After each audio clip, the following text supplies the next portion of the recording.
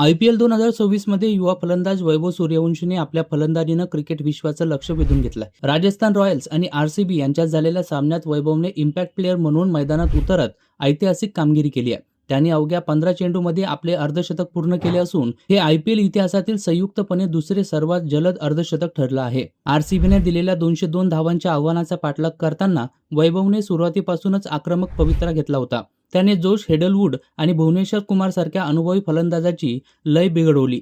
विशेष म्हणजे हेझलवूडच्या एका षटकात सलग 4 चौकार ठोकत त्यांनी आपली ताकद दाखवून दिली. आपल्या या छोटेखानी पण स्फोटक खेळीत त्यानं 5 चौकार आणि 4 उत्तुंग षटकार लगावले. वैभवच्या या फटकेबाजीमुळे राजस्थान रॉयल्सने पॉवर प्लेमध्येच 1 बाद 97 धावांचा डोंगर उभा केला.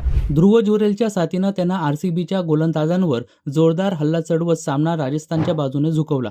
या खेळीमुळे वैभव सूर्यवंशी पुन्हा एकदा चर्चेचा केंद्रबिंदू ठरलाय. अशाच माहितीच्या अपडेटसाठी आपल्या डिजिटल भानगडी या YouTube चॅनलला सबस्क्राईब करायला विसरू नका.